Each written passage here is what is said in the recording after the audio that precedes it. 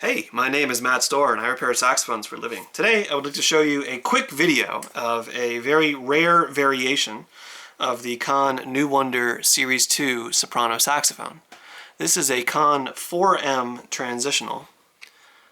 You can see that beautiful engraving there, I hope. Yes, there we are. Isn't that beautiful? This horn was made in 1929. Now, as far as the Conn New Wonder Series 2 soprano saxophone, this is basically just a curved version of the straight soprano sax they made at the same time. It plays extremely similarly. Much of the mechanical issues that you may need to be aware of are the exact same thing on the straight version, and I've already done a video of that one, so I'd highly recommend you check that out because I'm not going to go back over everything that applies, which is an awful lot of stuff. So if you want to, go ahead and check out the Conn New Wonder Series 2 Repairman's Overview that I did in the past. Before you dive into this one, if you want to know more about the finer points of the mechanism that, like I said, I'm not going to address since they are largely the same. So what we're looking at here is the 4M Transitional. So this is a very late curved Conn soprano. You don't see them too much later than this. It's very rare. And it had this really nice Art Deco engraving pattern. And as far as what makes this different from a normal Conn New Wonder Series 2 soprano, wouldn't it be nice if I had one right here? Wow, oh my God. So this is a Conn New Wonder Series 2 soprano. Obviously this has not been overhauled yet. This actually is wearing its original pads, and it plays a little bit.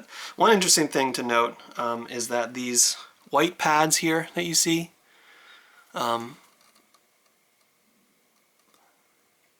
they have a rim around the outside, like the Conn Rezo pads that you can read about. You can go ahead and Google that if you want.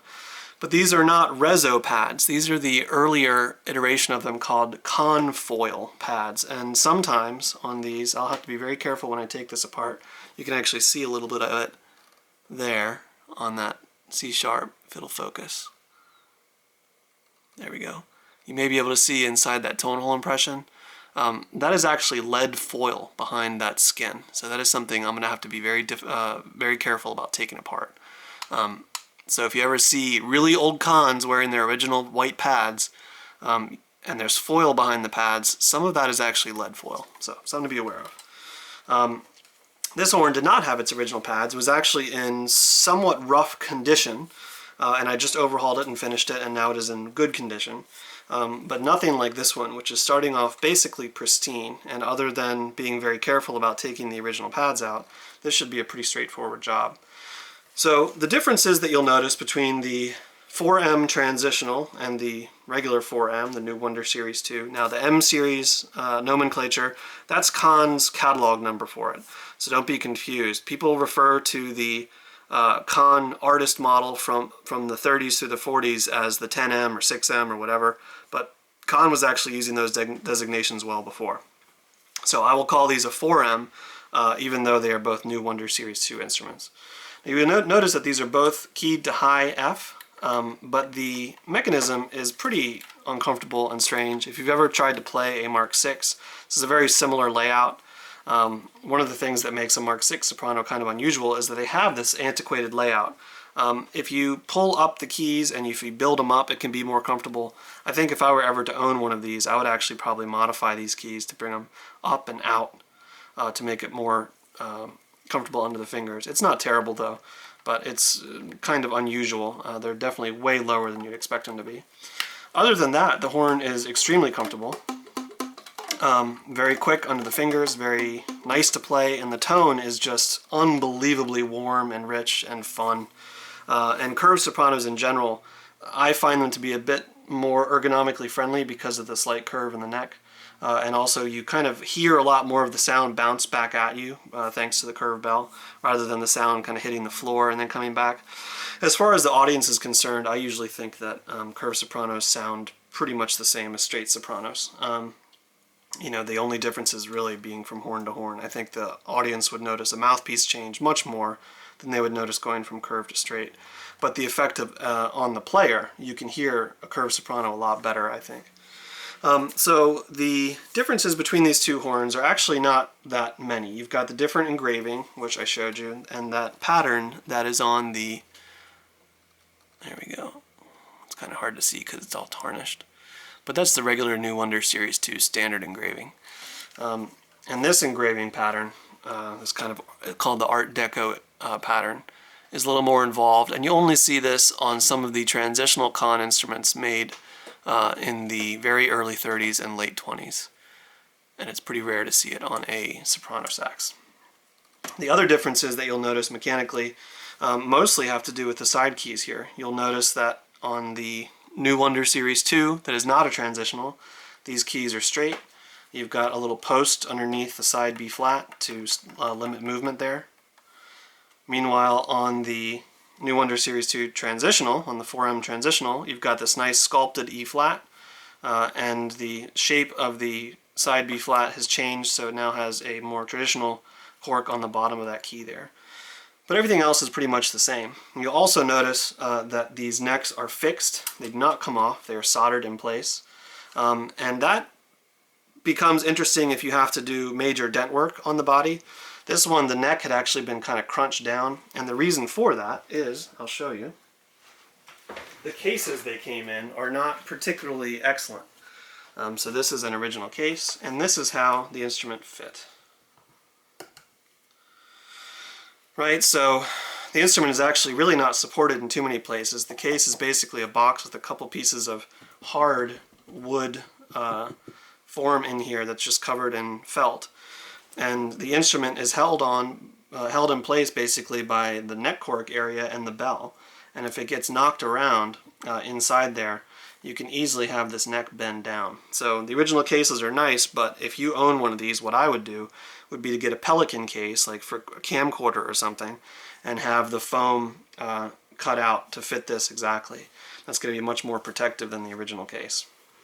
But a lot of times you'll see that sort of damage on these old curved Conn Sopranos. You see the neck has been bent down a little bit, or the bell lip has been damaged, and that's just from the design of the case, which is not super protective.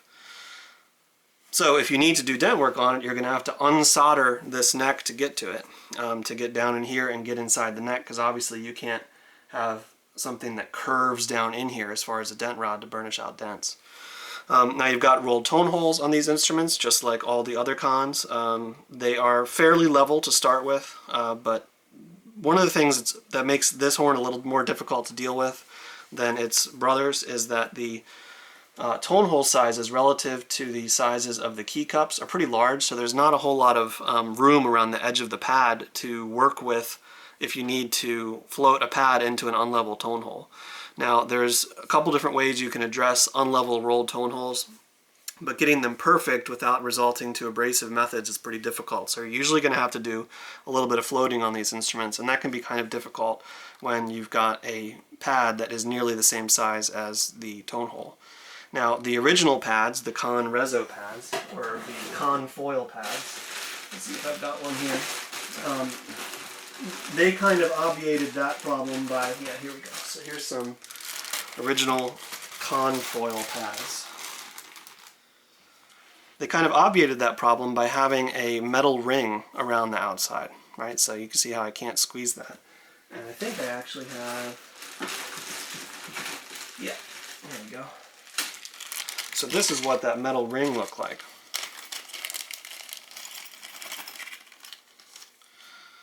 So this metal ring was inside the pad and held it tight like a drum and gave you a slightly larger usable surface area in the pad relative to pads that do not have this metal ring in it. But these are hard to find, and someone does make them these days, but they're different. They have a resonator in them. But the quality isn't quite as good as the old stuff, so I tend to use regular pads and just kind of work with it. As far as intonation and the way these instruments play, I find usually that they do better with a larger chambered mouthpiece like the one they were designed for. This instrument actually came with, let's see, here we go, an old Goldbeck, and you can get an idea of what kind of mouthpieces were used on these things if you look at the size of the interior on this Goldbeck mouthpiece, which is just massive inside there, and it's a very stubby mouthpiece. If you compare that to, say, a modern Selmer C-Star, you can just see the difference there. The internal volume on these is probably the same if you added it up, but the chamber on this is much narrower and smaller inside than the chamber on this bad boy, which is just simply massive. And most old soprano mouthpieces you find are going to look more like this, and they tend to play better in tune with these. But depending on you, your setup, what you're used to, how your horn is put together, you know, your personal unique physiology, your mileage may vary. But I find that is pretty helpful.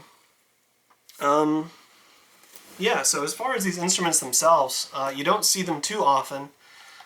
Some of them are only keyed up to high E flat. The ones that are keyed up to F are a bit more valuable and desirable.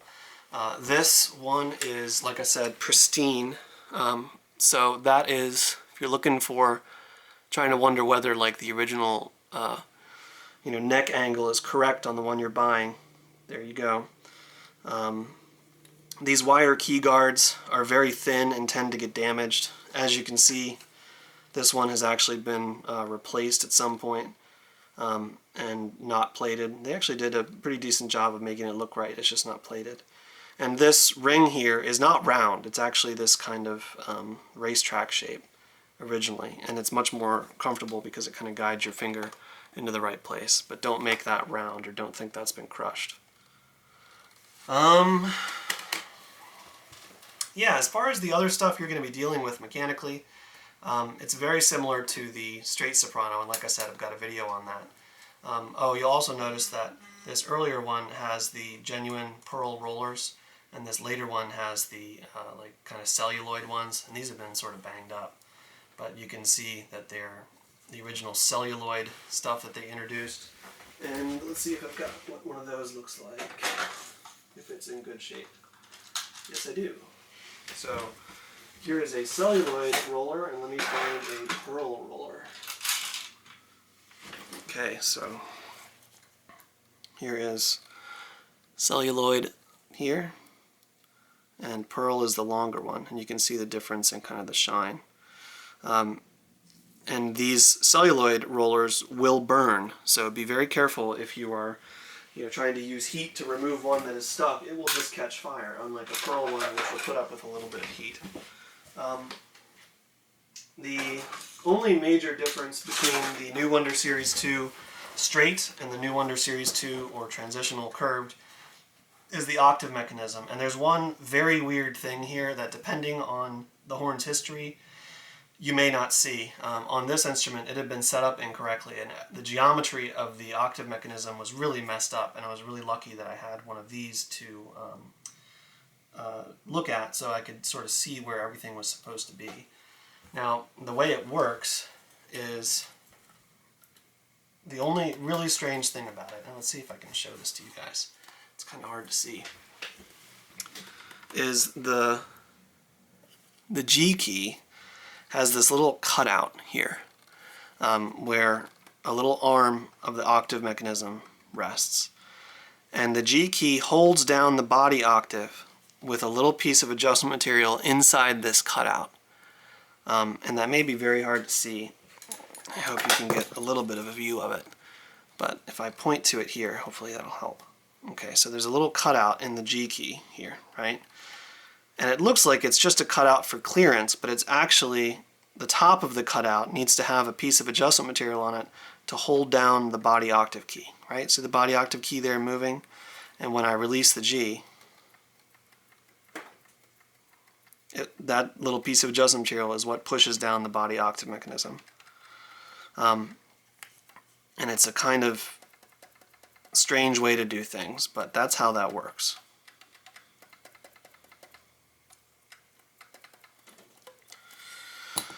Other than that, it's fairly straightforward. Yeah, and as far as more information, again, I think that you should check out my Conn New Wonder Series 2 straight soprano video to get a better handle on exactly what you're going to see mechanically in here. But yeah, as you can see, the differences are slight, but there are a few. The angle of this key here versus here. See how that arm goes across that way? It goes straight here. The shapes in here. This bisque pearl here on the New Wonder Series 2 is smaller in a different location than the one here. And those differences add up. They do make it feel more comfortable. But like I said, this is extremely rare, and you're probably not going to see one of these for sale anywhere. You may see a few over the next few years if you're looking for it. But most of the Conn Curved Sopranos you see are going to be new Wonder Series 2s or new Wonder Series 1s. And the ones that are keyed to high F are the most desirable. So, hope this was helpful, useful, informative. I apologize for the lightning round and going through it so quickly, but this horn is being picked up soon. And I wanted to do a video while I had both of these in the shop, because this one is leaving now and this one is leaving relatively soon. So, yeah. Got any questions, comments, concerns? Please feel free to comment. You can email me, you can call me, you can get in touch with me any way you'd like. And I always love talking about saxophones, as you can probably tell. I hope you found this helpful. Thanks for watching.